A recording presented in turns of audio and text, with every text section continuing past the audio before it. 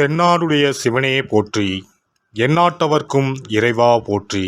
அனைத்து தமிழ் உள்ளங்களுக்கும் கனிவான வணக்கங்கள். நிகழும் ஸ்ரீ மங்களகரமான சோபகிருது ஆண்டு மாசி மாதம் 18ஆம் தேதி வெள்ளிக்கிழமை அன்று பஞ்சமி திதியில் சுவாதி நட்சத்திரத்தில் துருவ நாமயோகத்தில் தைத்தூலம் காரணத்தினில் அமிர்தயோகம் கூடிய நன்னாண்டில் இந்த சீர்மிகு மார்ச் மாதம் பிறக்கிறது.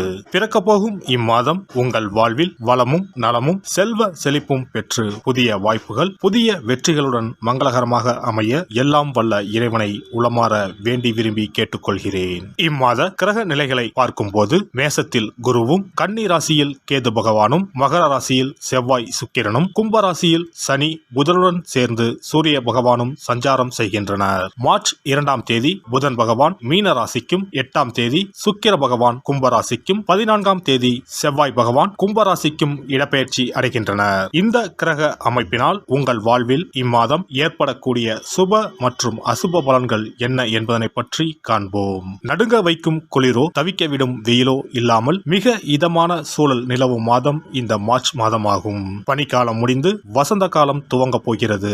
மாசி மாதத்தின் பிற்பகுதியும் பங்குனி மாதத்தின் முற்பகுதியும் இணையும் மாதம் இந்த மார்ச் மாதமாகும். கும்ப மாதமும் மீன மாதமும் இணைந்த இந்த மார்ச் மாதத்தில் பல திருப்பங்கள் உங்கள் வாழ்வில் நடைபெற உள்ளன. சிம்ம ராசி அன்பர்களே, காரியங்களில் அனுகூலம் உண்டாகும், முயற்சிகளில் வெற்றி பெறுவீர்கள். வழக்குகளில் சாதகமான தீர்ப்பு கிடைக்கும், எதிர்பாராத பணவரவுக்கும் வாய்ப்பு உண்டு. இம்மாதம் ராகு சாதகமாக இருப்பதால் முன்னேற்றத்திற்கு தடை இருக்காது. புதிய பொருட்களின் சேர்க்கை உண்டாகும். சிலருக்கு பயணங்களும் அதன் மூலம் ஆதாயமும் ஏற்படும். புதிய ஆடை ஆபரணங்கள் வாங்கி மகிழ்வீர்கள். ஆனால் பெரும்பாலான கிரகங்கள் சாதகமாக இல்லை என்பதால் குடும்பத்தில் அடிக்கடி வீண் விவாதம், கணவன் மனைவிக்கு இடையே கருத்து வேறுபாடுகள் தோன்றக்கூடும். ஒருவரை ஒருவர் அனுசரித்து செல்வது நல்லது. மாதத்தின் பிற்பகுதியில் குடும்பத்தில் மகிழ்ச்சியும் நிம்மதியும் உண்டாகும். பிள்ளைகள் வகையில் பெருமை சேரும். உறவினர்கள் வருகையும் அவர்களால் உதவிகளும் உண்டு. ஆனால் மாத கடைசியில் அவர்களில் சிலரால் பிரச்சனைகளும் ஏற்படலாம் என்பதால் பொறுமையை கடைபிடிப்பது அவசியம். சுப நிகழ்ச்சிகளில் கலந்து கொள்வீர்கள். உடல் நலன் அடிக்கடி பாதிக்கப்படக்கூடும். உடனுக்குடன் சிகிச்சை எடுத்துக் கொள்வது நல்லது. உத்தியோகத்தில் பணிச்சுமை அதிகரிக்கும். ஆனால் சக ஊழியர்கள் அனுசரணையாக நடந்து கொள்வார்கள். கூடுமானவரை உங்கள் பணிகளில் மட்டுமே கவனம் செலுத்தவும். உயர் அதிகாரிகளுடன் பேசும்போது பொறுமையை கடைபிடிக்கவும். தொழில் வியாபாரம் சுமாராகத்தான் இருக்கும். போட்டிகள் அதிகரிக்கும்.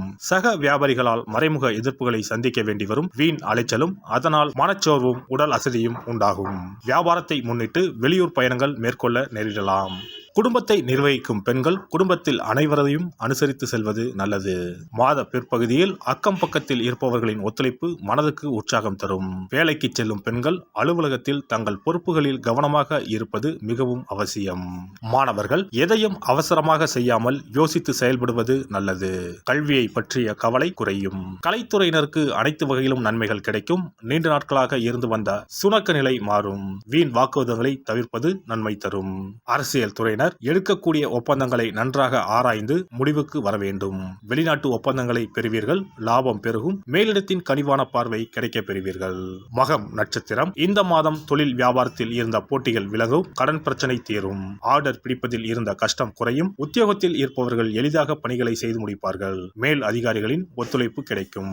பூரம் நட்சத்திரம் இந்த மாதம் பாதியில் நின்ற வீடு கட்டும் பணியை மீண்டும் தொடங்குவீர்கள். சிலர் புதிய வீட்டிற்கு குடிபுகுவார்கள். கணவன் மனைவிக்கு இடையில் திடீரென்று கருத்து வேற்றுமை உண்டாகலாம். பிள்ளைகள் கல்வியில் முன்னேற்றம் அடைய தேவையான உதவிகளை செய்வீர்கள். உத்திரம் 1ஆம் பாதம் இந்த மாதம் மற்றவர்களிடம் கவனமாக பேசுவது கருத்து வேற்றுமை வராமல் தடுக்கும். வீண் அலைச்சல் குறையும். மாணவர்களுக்கு கல்வியில் முன்னேற்றமடைய தேவையான உதவிகள் கிடைக்கும். விளையாட்டுப் போட்டிகளில் பங்கேற்கும் போது கவனம் தேவை. ஞாயிற்றுக்கிழமையில் சிவனுக்கு வில்வ அர்ச்சனை செய்து வணங்க மனதில் தைரியம் பிறக்கும். காரிய வெற்றி உண்டாகும்.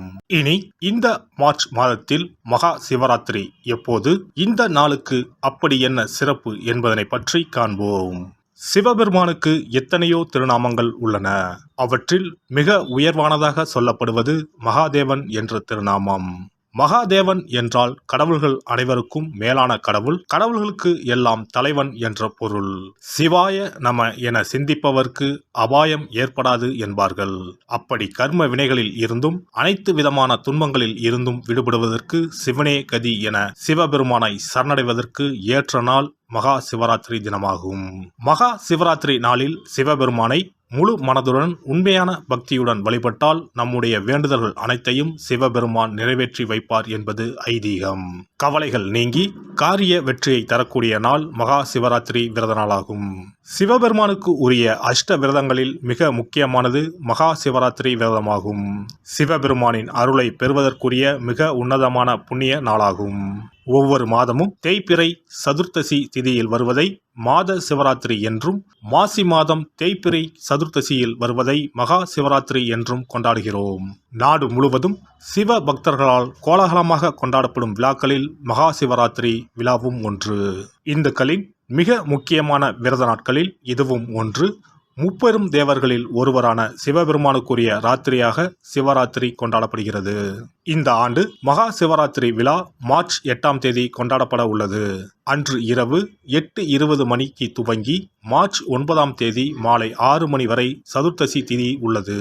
இதனால் மார்ச் 8ஆம் தேதி இரவு 8:30 மணிக்கு பிறகே சிவராத்திரி பூஜை துவங்க வேண்டும்.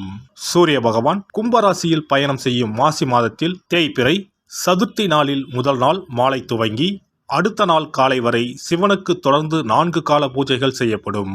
சிவராத்திரி அன்று இரவு முழுவதும் கண் விழித்து சிவ வழிபாடு செய்து அபிஷேகம், ருத்ராபிஷேகம் செய்து சிவ மந்திரங்களை உச்சரித்து சிவனின் அருளை வேண்டி பிரார்த்தனை செய்ய வேண்டும்.